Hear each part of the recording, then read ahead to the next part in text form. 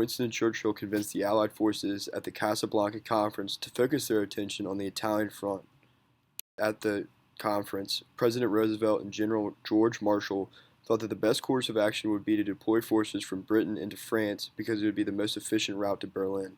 The Italian front would be a better front to fight on, despite being of secondary importance than the European front, because it would not only knock out and Axis power, Italy, from the war, but it would also force the Axis and Nazi powers to draw their focus and resources away from the European front. Italy would also give Allied forces control of the Mediterranean and reopen shipping lanes in the Gibraltar-Suez Canal.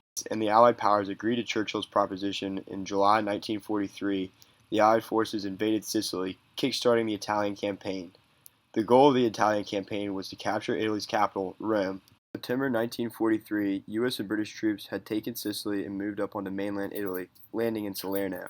Here, Allied troops were able to land and defeat some German resistance, but the bulk of the Germans were able to escape back to the Gustav Line and ran from west to east in central Italy, approximately 85 miles south of Rome. It was the greatest German defense on the peninsula. The strong point of the line was Monte Cassino. Hitler designed the line to use the geology and terrain of the Italian peninsula to be strategically advantageous for the German defenses. The line was the last major German defense before the Allies could reach Rome. The first wave of attacks would come through the Liri Valley, because here they would be able to deploy the greatest number of tanks and therefore the most amount of infantry with them. The Liri Valley is located southwest of Cassino and runs parallel with the Liri River. The attack significantly favored the Allies' troops, armed with 250,000 men, 900 artillery pieces, 1,900 tanks, and 4,000 aircraft.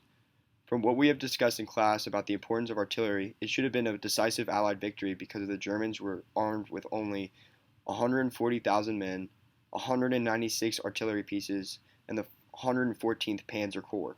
The 34th Red Bull Division attacked the strong point of the Gustav Line, Monte Cassino. The town and mountain were defended by the German 44th Reichsgrenadier Division. The 135th and 168th Regiments of the Red Bull Division were unable to secure a bridgehead north of the city across the Liri River. They had only 4 Sherman tanks and some infantry, but once the tanks were defeated, the infantry was forced to abandon the assault. 5 days later, on the 29th, the 135th and 168th Regiments moved northwest on the river and secured a bridgehead. The 135th and 168th Regiments were armed with 24 tanks this time. The infantry of the 135th Regiment then moved south in an attempt to capture Cassino. While they moved south, the French Expeditionary Corps attacked the 3rd PSG Division to support the 135th Division attempt to drive the 44th Reichsgrenadier Division southwest. The German 3rd Parachute Division retook Snake's Head Ridge from behind Cassino and drove back the 168th Division. On February 11th, with only 793 men left in the 168th Division, they attempted one last assault on the ridge, but they were unable to take the ridge, and many of the remaining troops were forced to surrender due to heavy machine gun fire. The 2nd Corps was forced to withdraw after losing 80% of their troops, ending the First Battle of Monte Cassino. The Battle of Cassino is known as Operation Avenger. The 2nd New Zealand Division, British 78th Infantry Division, and 4th Indian Division were responsible for the assault on Cassino. The plan of assault was nearly identical to the first battle at Monte Cassino. The 4th Indian Division attacked from the north, while the 2nd New Zealand Corps would attack the town from the southeast. The commander of the 4th Indian Division, Major General Tucker, agreed to attack from the mountains instead of going around them on one condition, that the monastery at the top of the mountain would be destroyed. Major Tucker was smart to suggest a flanking attack around the German line and mountains rather than straight through it, but bombing the monastery actually gave the German artillery and infantry a better defensive position. Aerial intelligence gave no sign of German occupation in the monastery, and the monastery was a protected historical site, but Major General Tucker insisted on its destruction. On Monte Cassino included 142 B-17 Flying Fortresses, 47 B-25 Mitchells, and 40 B-26 Marauders. It was the largest bombing on a single location in the entire war. The Indian Division was unable to capture the mountains behind Monte Cassino in 3 attacks over 3 nights, and the 28th Maui Division was unable to clear a path for tanks over the railways southwest of the town into Cassino. This concluded Operation Avenger.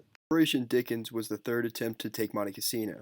The 2,500 soldiers in the German 1st Parachute Division held the entire Monte Cassino area. The operation was a frontal assault by the 4th Indian Division on the monastery and by the 2nd New Zealand Division on the town. On March 15th, the Allies bombed the town with 543 planes and 1,144 tons of bombs. By March 24th, the Allies were only able to take the railroad station and a hill to the northeast of the town. The operation was called off on the 24th. Operation Diadem was the fourth and final assault on Monte Cassino and took over a month to prepare for. The operation began on May 12th, and the first day of attacks was mostly unsuccessful. On the 13th, Allied troops on the southern part of the Gustav Line had pushed back German troops, leaving the 1st Parachute Division to defend Monte Cassino to themselves. On the 17th, the 1st Parachute Group was ordered to retreat from the Polish and British forces assaulting the monastery and town, and on the 18th, the Polish troops had finally taken the monastery and the fighting at Monte Cassino was finished. The Allies had suffered 55,000 killed or wounded to the German 25,000 killed or wounded. This is what is known as a prolific victory, or one that is devastating to the Allies despite their victory. In conclusion, the non-strategic use of bombs and lack of infantry assault planning cost Allied forces greatly on a front 1,000 miles away from the main objective of the war, Berlin.